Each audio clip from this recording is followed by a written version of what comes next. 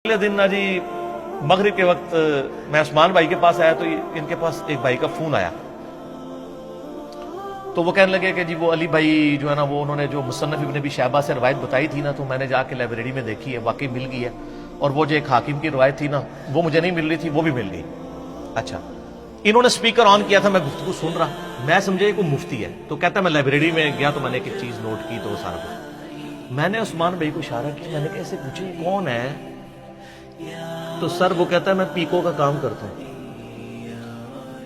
जो कढ़ाई करने वाले, रेड़ियां लाने वाले कॉलेज के स्टूडेंट मुफ्तियों के गाटे फिट होंगे तो सर फिर वो तो चीखेंगे ना कि हमने इजमा करना है इसके खिलाफ। ना, तो खिलाफ तो इमाम ने इजमा करना है इंशाल्लाह, और कर लिया है। इजमा तो आपके खिलाफ हुआ है। अच्छा, तो मैंने फिर उस्मान भाई को इशारा किया, इससे पूछो भी तुम्हें हाकिम का नाम तुम्हारे मतलब बड़े बड़े उलमा ने नहीं सुना हुआ? मुसन्नफ इब्न अबी शैबा सिर्फ उन्होंने कहीं पढ़ा ही होगा कि देखी नहीं है। ये किताबें तो वामो नाल के सामने तो कुतुबे सित्ता ही आती हैं। वो कहने लगा जी मेरे एक जो बंदी मुफ्ती दोस्त है उनकी लाइब्रेरी है तो मैं उधर जाता हूं, मैं एक एक चीज काउंटर वेरीफाई करता हूं और चेक करता हूं, निशान लगाता हूं, मैं उस मुफ्ती को बताता हूं। तो कहता मैंने फिर उन्होंने बताया इल्मी एक लतीफा। उन्होंने कहा कि मुफ्ती कहता है यार ये तू जो ये तुझे कौन बताता है? तो उसने कहा कि वो मैं इंजीनियर साहब को सुनूं। कहता वो तो मुर्तद है। अस्तगफुर, सीधा ओनू एक मिनट मेरे सामने बिठा, और एक मिनट नहीं कट सकता। वो कहना उन्होंने छाड़ दे, तू मेरे सामने नहीं एक मिनट बैठ सकता ना। पुरानियां गल्ला, पुराने फिरके, पुराने बुजुर्ग, ये पुरानियां गल्ला ने इस जमाने जालियत में होता था। अब तो पीको वाले, रेडियो वाले, कॉलेज के स्टूडेंट, मोची, किताबें बेचने वाले, ठीक है जी, और मटेरियल बेचने वाले, वो अब जनाब उलमा को फिट हुए में। तो उसने कहा ये देख ले हदीसें लिखी हुई है ना 5B में जो लिखी है करबला के ऊपर, ये निकल रही हैं कि नहीं? वो कहता नहीं अली मुर्तद है। तो उसने कहा अच्छा अली तो मुर्तद है और अली ने जिनसे हदीसें नकल की हैं वो तो उससे बड़े मुर्तद है। आय हाय हाय, फक्की ये फक्की सारी इतने नहीं, ये सब पूरी दुनिया की फक्की अपने अपने स्टाइल फैल रही है। इसीलिए हमने कोई फिरका नहीं बनाया, कोई जमात लॉन्च नहीं की। मुझे बड़े लोग अभी मशवरे देते हैं कि जी वो एक प्लेटफॉर्म से आवाज पूरी दुनिया में बुलंद होनी चाहिए, एक ट्विटर अकाउंट हो। मैंने कहा ना, हर गली में इंजीनियर अलग होना चाहिए, हर मुल्क का इंजीनियर अलग होना चाहिए, हर गांव का इंजीनियर अलग हो, वो अपने अपने हल्के असर में दावत और तबलीग का काम करे। अगर एक प्लेटफॉर्म के नीचे करेंगे तो वो बुत खड़ा होगा। एक शख्स ऐसा है जिसके ऊपर हम इकट्ठे हो सकते हैं, वो सिर्फ नबी इस्लाम की जात है। मा दल्ला साहिबुकुम वमा गवा। तो आप पूरी उम्मत को इमाम आजम मोहम्मद रसूलुल्लाह सल्लल्लाहु अलैहि वसल्लम की जात के ऊपर इकट्ठा करें, बजाय आप ये करने के कि आप इंजीनियर साहब के ऊपर खड़ा करें। इसलिए हम कोई मदरसा ये काम नहीं करते, इन्हीं मस्जिदों में रहे, और ये बड़ी बरकत है। हमारे मोहल्ले में एक दो बंदियों की मस्जिद है, मुझे याद है जब मैं नया नया रिवर्ट हुआ, नमाज शुरू की तो मुझे वो वहां के आलिम साहब ने ना बाजू से पकड़ के ना मस्जिद से निकाल दिया। यानी पहले तो मेरी आदत थी, मैं तहदीस नेमत के तौर पर बता रहा हूं, मैं फजर से इशराक तक मस्जिद में इत्काफ करता था। अब तो करते करते करते यानी मामलात बड़े सुकड़ गए, क्योंकि इससे ज्यादा इंपॉर्टेंट काम शुरू हो गया तो मुश्किल हो गया मेरे लिए। तो फिर मैं नमाज पढ़ के निकल आता था, तो बल्कि वो मैं तो आमीन ज्यादा ऊंची भी नहीं कहता हूं, मैं दरमियानी आमीन जो सुन्नत है वो फिर भी उनको चुपती थी। तू उधर जाके पढ़ा कर, ये वो, मैं चुप करके सुनता रहता था। मैंने मस्जिद नहीं छोड़ी, ठीक है। उसकी बरकत मैं आपको बताऊं क्या जाहिर हुई है। ये तो चाहते हैं आप मस्जिदें छोड़ दें।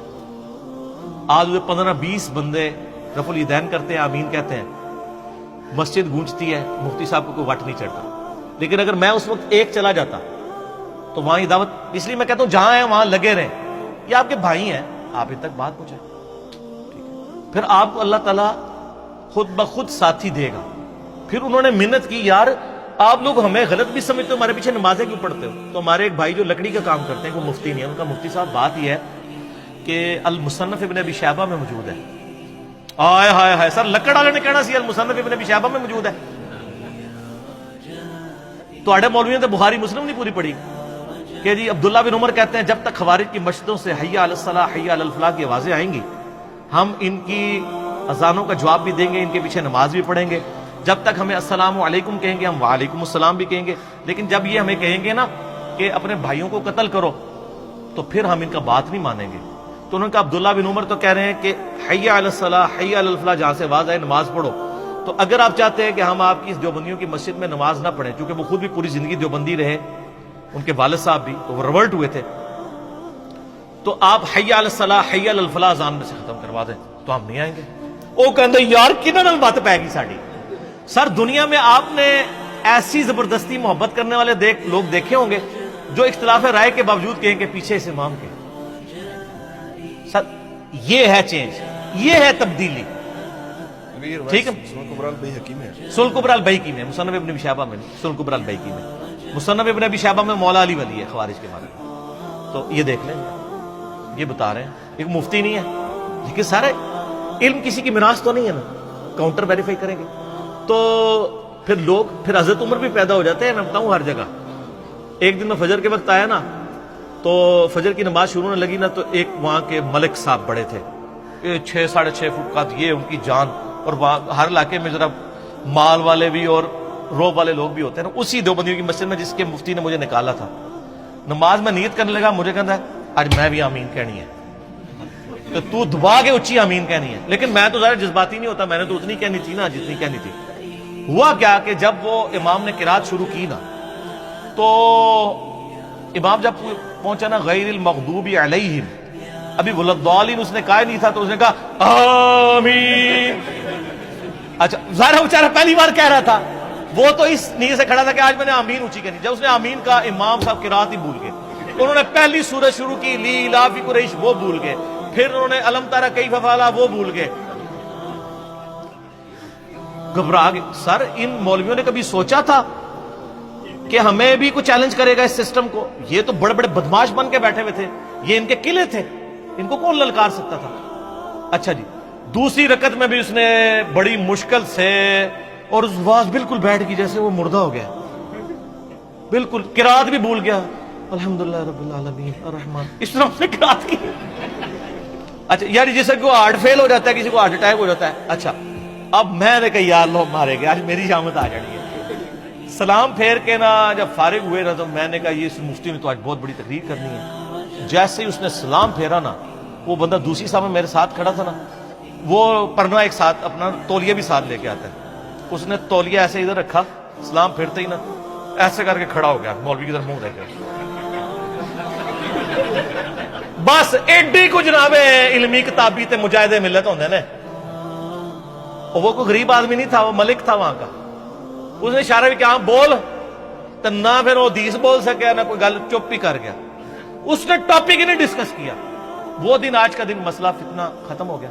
ایک دوسرے بھائی تھے, وہ بھی دیوبندی سے ریورٹ ہوئے, ان کو بڑا تنگ کرتے تھے, تو وہ تقریریں پوری اس کے اوپر کرے. اور اس کی آپ حوصلہ دیکھیں سر, یہ حوصلہ ہم نے لوگوں کو دیا نا کہ ممبر پہ, ہم تو پتہ ہے نا تقریر بھی ہو رہی ہو تو 2 نفل پڑھتے ہیں. بخاری مسلم میں آیا کہ آپ نے, وہ تقریر اس کے خلاف ہو رہی ہوتی تھی, وہ سیدھا پہلی صف میں کھڑے ہو کے نا اللہ اکبر, تقریر اس کے خلاف ہو رہی ہے, سلام پھر کوئی غصہ نہیں, کوئی کچھ نہیں. تو بعد میں وہ مولانا صاحب کو اس نے کہا حضرت صاحب آپ ہمارے لیے بہت قابل احترام ہے, ہم نے آپ سے قرآن بچپن میں پڑھا ہوا ہے, ہم آپ کی بڑی عزت کرتے ہیں, آپ جتنا مرضی کریں گے ہم آپ کے ساتھ کوئی غصہ نہیں کریں گے. البتہ ہم ایک ایپلیکیشن تھانے میں دے دیں گے کہ عالم صاحب یہاں پہ مذہبی منافرت پھیلا رہے ہیں, پھر پولیس جانے اور ہم آپ کے ساتھ بے حرمتی والا معاملہ نہیں کریں.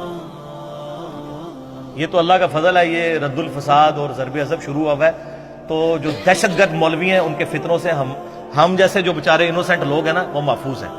ادروائز تو مصیبت کھڑی ہو جاتی ہے. اللہ سے دعا کریں کہ اللہ تعالیٰ یعنی اس ملک کو مزید یعنی استحکام کی طرف لے کے جائے, اور یہاں پہ رول آف لا ہو, جوڈیشری کی حکمرانی ہو, کوئی فوجی لیڈر, کوئی ایجنسی کا لیڈر, کوئی پولیٹیکل لیڈر عدلیہ سے اوپر نہ ہو, سب عدلیہ کو اکاؤنٹیبل ہوں, اور دلائل اور شواہد کی بنیاد کے اوپر یہ کام نہ ہو جو کچھ ساہیوال کے اندر ہوا ہے, بلکہ جو بندہ ڈیزرو کرتا ہے عدالت میں پروڈیوس کر کے عدالت سزائیں دے. رول آف لا یہ ہے, یہ انصاف کا نظام, یہ وہ نظام ہے جو اللہ نے اپنی کتابوں کے ذریعے, اپنے نبیوں کے ذریعے جو ہے وہ عوام الناس تک پہنچایا.